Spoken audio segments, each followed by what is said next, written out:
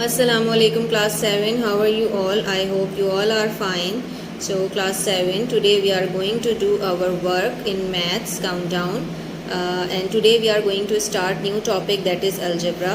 algebra से थोड़ी बहुत तो आपको क्लास 6 में बल्कि अच्छी खासी नो हाउ है, तो हम आज छोटा सा एक इंट्रोडक्शन करेंगे, उसमें कुछ प्रीवियस डेफिनेशंस को अपनी रिकॉल करेंगे और एक न्यू कॉन्सेप्ट मैं आपको इंट्रोड्यूस कराऊंगी। ठीक है, तो बहुत कंसंट्रेशन से, बहुत गौर से इस लेक्चर को सुनिएगा, क्योंकि अगर आप डेफिनेशंस को एक दफ़ा अच्छी तरह समझ लेते हैं तो आपके लिए आगे के तमाम चैप्टर कॉन्सेप्ट डेफिनेशन से क्लियर हो जाए तो आगे की एक्सरसाइज आपके लिए बहुत ईजी हो जाती है। ठीक है, तो डेफिनेशंस को लर्न भी किया करें, डेफिनेशंस को समझा भी अच्छी तरह करें, उसमें जो कॉन्सेप्ट आपको बताया जा रहा है, उसमें जो टर्म्स यूज़ की जा रही हैं वो बहुत इंपॉर्टेंट होती हैं। So let's open, page number है आपका 108, चैप्टर आपका है 8 अलजेब्रिक एक्सप्रेशन। ठीक, तो फर्स्ट ऑफ ऑल तो मैं आपको कुछ but before starting our chapter algebra, आपने अपना ज्योमेट्री का लाइंस एंड एंगल्स का जो पेज टाइटल पेज था, उसके आगे हमने वर्क समरी का एक पेज अपना लीव किया था, उसको आपने फिल करना है कि कौन सी एक्सरसाइज आपने नोटबुक में की हैं और कौन सी एक्सरसाइज आपने बुक में की हैं। आफ्टर दैट हम अपने टॉपिक पे चलते हैं। ओके, यहाँ भी आपने चैप्टर 8 अलजेब्रिक एक्सप्रेशन का टाइटल पेज बनाना है, क्योंकि ये चैप्टर आपके अलजेब्रा के पोर्शन से रिलेटेड है, तो यहाँ मैंने अलजेब्रा भी यहाँ पे नोट मेंशन कर दिया है। वर्क समरी के लिए आपने अपना एक पेज लीव करना है और उसके बाद आते हैं अपनी डेफिनेशंस पे। ठीक है, फर्स्ट डेफिनेशन है आपकी एक्सपोनेंट। एक्सपोनेंट को मैं सबसे लास्ट में आपको एक्सप्लेन करूँगी। सबसे पहले हम वो डेफिनेशंस को रिकॉल करते हैं जो हम अपनी क्लास 6 की अलजेब्रा के इंट्रोडक्शन में लर्न कर चुके हैं। ठीक, first one is variable. A variable is an unknown number represent by a letter, यानी आपको पहले भी बताया था कि ऐसा नंबर, ऐसा लेटर, ठीक है, लेटर होता है A to Z, कोई सा भी हो सकता है, स्मॉल लेटर्स होते हैं जिसकी वैल्यू अननोन होती है, यानी x की जगह कोई भी वैल्यू हो सकती है। हम x को कुछ भी कह सकते हैं, x is equals to 2, x is equals to 3, x is equals to 4। तो वेरिएबल आपके क्या होते हैं, अननोन नंबर्स होते हैं जो कि लेटर से रिप्रेजेंट करते हैं। अब इस x की जो भी वैल्यू हो वो आपने x में पुट करनी है और इस 2 के साथ प्लस कर देना, इसलिए इसको हम कहते हैं अननोन नंबर्स। ठीक है, नेक्स्ट है आपका कोफिशिएंट। द सिंबल और number appearing before the variable used in algebraic term is called coefficient. ठीक है, अब इसमें कोफिशिएंट क्या है आपका, ये देखें, ये है कोफिशिएंट है। अब आप कहेंगे कि ये कोफिशिएंट क्यों है, क्योंकि ये y के साथ 2 है। y आपका वेरिएबल है। वेरिएबल आपकी क्या वैल्यूज़ होती हैं, जो अभी मैंने पिछली डेफिनेशन में बताया कि ये आपकी अननोन वैल्यूज़ होती हैं, यानी y की आपको कोई भी वैल्यू गिवन हो सकती है। y is equals to 2, y is equals to 10, y is equals to 100, anything, any value. ठीक है, एनी नंबर। तो आपके y के साथ, यानी वेरिएबल के साथ जो भी नंबर होता है वो इस y से क्या हो रहा होता है, वो इस y से मल्टीप्लाई हो रहा होता है। जब आपके दो आपके जो है वो एक साथ साइन लिखे होते हैं, कांस्टेंट और वेरिएबल, तो वो आपके बन जाते हैं कोफिशिएंट और वो आपस में क्या होते हैं, मल्टीप्लाई होते हैं। तो y की जो भी वैल्यू होगी वो इस 2 से मल्टीप्लाई हो जाएगी, तो ये आपका हो गया कोफिशिएंट। ठीक है, नेक्स्ट है आपका constant. Constant, a term that has a fixed value and appears separately from variable is called constant. Okay, constant आपकी वो एग्जाम्पल इसकी आप लिख लीजिएगा 1 लाइन लीव करके। एग्जाम्पल है इसकी 10 हो गया, 2 हो गया और एनी नंबर। ठीक है, they have fixed values, that is 2 की वैल्यू हमेशा 2 ही रहेगी और 10 की वैल्यू हमेशा 10 ही रहेगी। ऐसा नहीं होता कि 2 इक्वल्स टू 4 हो जाए, ठीक है ना, अनलेस एंड अनटिल 2 किसी चीज़ के साथ मल्टीप्लाई हो रहा हो। ठीक, तो ये आपके हो गए constant. Next is your algebraic expression. any numeral variable or combination of a numeral and variable connected by one another or more signs connected by one or more signs of fundamental operators is known as algebraic expression.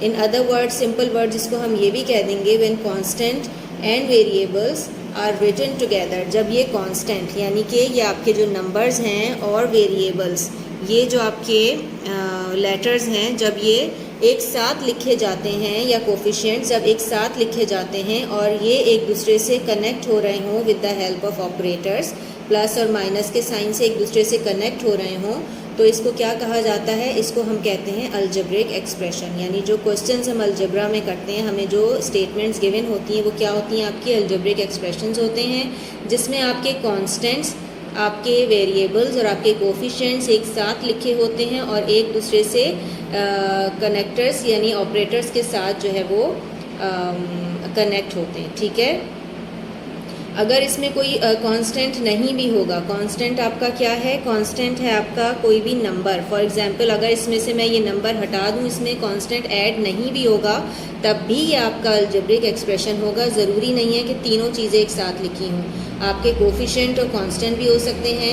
यानी इन तीनों का combination, इन तीनों में से किसी भी चीज़ का combination जो आपके ऑपरेटर्स के साथ कनेक्ट, जो एक दूसरे को ऑपरेटर्स के साथ कनेक्ट कर रहा हो, वो अलजेब्रिक एक्सप्रेशन हो जाएगा। ठीक है, ये तो वो डेफिनेशंस हैं जो हमने अपनी क्लास 6 में बहुत डिटेल में की थी और इसका सिर्फ मैंने आपको एक रिव्यू दिया है। नाउ अब अपनी डेफिनेशन की तरफ आते हैं जो कि हमारी है एक्सपोनेंट। इसको ये आपके लिए न्यू है, इसको समझिएगा और इसको मैं थोड़ा सा एक्सप्लेन भी करूँगी। Exponent a quantity representing the power to which a given number or expression is to be raised, usually expressed as a raised symbol beside the number or expression. ठीक है, इसको ये भी हम कह सकते हैं कि एक्सपोनेंट आपका क्या है, पावर है। ठीक है ना, so power exponent, that means exponent का अदर वर्ड हम क्या कह देंगे, पावर। ठीक है, पावर भी है ये और इसको हम कहते हैं इंडेक्स भी कहते हैं। ओके, इंडेक्स वैल्यू भी होती है ये और रेज टू द पावर। जैसे ये वाला आप ये देखें, ये वाला आपका जो नंबर है, इसमें जो 2 है ये क्या हो जाएगा, आपका बेस हो जाएगा। ठीक है, ये आपकी हो गई बेस और ये जो 3 है ये आपकी हो गई पावर। इस पावर को हम कहीं एक्सपोनेंट लिखा होगा, कहीं इंडेक्स लिखा होगा, तो कहीं पावर लिखा होगा, तो ये तीनों वर्ड्स इसके लिए सेम है। ठीक है, यहाँ मैं लिख भी देती हूँ, पावर भी कहते हैं इसको, POW, पावर और इंडेक्स, तीनों वर्ड्स इसके लिए यूज़ होते हैं। तो किसी भी नंबर की पावर उसका एक्सपोनेंट कहलाती है। जैसे इस नंबर में 3 जो है वो इस नंबर की पावर है, यानी इट मीन्स के 3 आपका क्या हो रहा है, 3 आपका 2 आपका 3 टाइम्स मल्टीप्लाई हो रहा है। ठीक है, जो पावर किसी नंबर पे होती है वो नंबर आपका उतने ही टाइम्स मल्टीप्लाई हो रहा होता है, यानी आपका 2 3 टाइम मल्टीप्लाई हो रहा है। अगर 2 की पावर 4 होती तो आपका 2 कितने टाइम्स मल्टीप्लाई होता, 2 आपका होता 4 टाइम्स मल्टीप्लाई।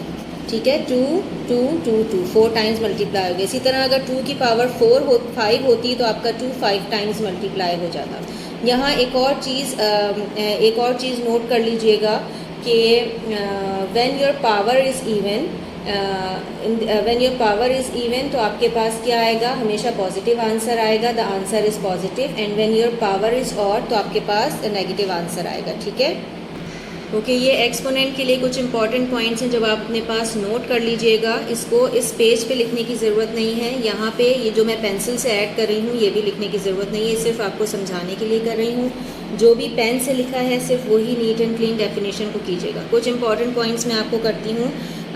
अगर आपकी जो है वो पावर इवन है, ठीक है, यानी आपका जो एक्सपोनेंट है वो इवन है, पावर इज़ इवन, तो आपका आंसर क्या आएगा, आपका पॉजिटिव में आंसर आएगा। और अगर आपकी पावर जो है वो ऑड है तो आपका आंसर किस में आएगा, नेगेटिव नंबर्स में आएगा। कैसे, अगर आपकी पावर इवन है, फॉर एग्जांपल 2 की पावर 2 है, ठीक है, तो आपने क्या किया, आपने लिखा 2 × 2 और आपके पास नंबर माइनस में है तो आपने -2 और -2 किया, और ये बहुत अच्छे से आपको पता है कि माइनस माइनस क्या हो जाता है, प्लस हो जाता है, तो आपके पास आंसर आ गया 4। ठीक है, बट अगर आपके पास पावर है आपकी 3 और ये -2 में है तो आपके पास क्या होगा, -2 × -2 ठीक है, ये आपके पास आ गया और इसका आंसर आपके पास क्या आ जाएगा, माइनस माइनस हो गया प्लस, और ये प्लस माइनस अगेन आपके पास क्या बन गया, ये प्लस माइनस आपका माइनस बन गया, तो ये 2 2 ज़ा 4, 4 2 ज़ा 8, ये आपके पास आ गया -8। ठीक है,